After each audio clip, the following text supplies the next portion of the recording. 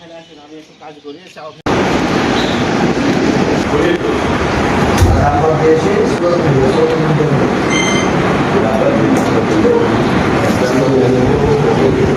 ছিল খতিয়া নাম্বারটা করে এই কাগজটা যাকে যেমন পাইবে আমি দুটা করেছি আমাকে 9,000 নিয়েছে, দুটা দলিলে 9,000 নিয়েছে আমাকে, দলিল হিসেবে নিয়েছে।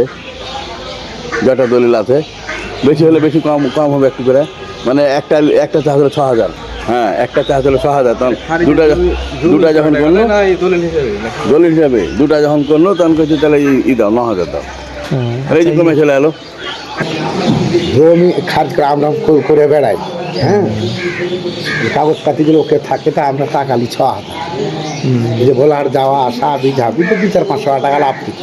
আবার কেউ 8,000 10,000 মুখ ধুমুক উগায়, ওগুলো আমরা ই করি। খারিজের খরচটা আসবে 6,000। আর আপনার চেক কাটতে কয় টাকা লাগবে? 200 টাকা তো হতে পারে, আবার 2,000 লাগতে পারে, আবার 5,000 লাগতে পারে। বলার না তাহলে মানে কয় টাকা লাগে বলুন যে 6,000 টাকা দিলে একবার ওর মধ্যে কমপ্লিট হবে। মানে যেটা খাজনা চেক এগুলা কি অফিসে কোনো কাটা হয়? না, তো সব অনলাইনে না, আপনারা অফিসে আসারও প্রয়োজন হয় না, আপন কেটে নিচ্ছে আর কি। নিজের নিজের আইডি থেকে তো আচ্ছা আচ্ছা করে নিচ্ছি। আপনি বলতে যাচ্ছেন যে অফিসের ভিড়ে কোনো ধরনের আমরা অর্থ লেনদেন করছি না, সব অনলাইনের মাধ্যমে হচ্ছে আর কি। আমাদের ভূমি ব্যবস্থাপনার যে অটোমেশন হয়েছে, সেই অটোমেশন প্রক্রিয়ায় খারিজ এবং খাজনা আদায়ের ক্ষেত্রে সরাসরি অর্থ লেনদেনের কোনো সুযোগ নেই। এখন পুরো প্রক্রিয়াটা অনলাইন প্রক্রিয়া, এবং মানুষজন তাদের যে খারিজের ক্ষেত্রে তাদের যে 1170 টাকা পে করতে হয়, সেটা অনলাইনে বিকাশ, নগদ এগুলো পে করতে হয়। এবং খাজনা আদায়ের ক্ষেত্রেও তাদের যে খাজনা টাকাটা আসছে সেটা তাদের অনলাইন যে পেমেন্ট পদ্ধতি আসছে সেই পদ্ধতি পেমেন্ট করতে হয়।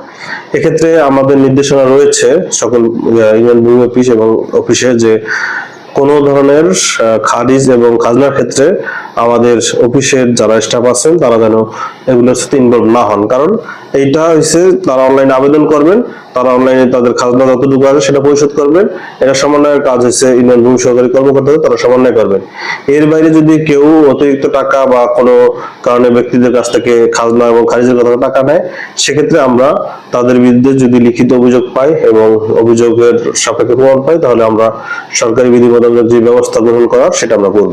ভিডিওটি আপনি দেখিয়েছেন, সেই ভিডিওর আলোকে ভিডিওর যে ব্যক্তিরা আপনাকে সাক্ষাৎকার দিয়েছে তাদের বক্তব্য আমার নেওয়া জরুরি। তাদের বক্তব্য নিয়ে সেই বক্তব্য সত্যতা যাচাই করে আমি আমার উদ্বোধন কর্তৃপক্ষ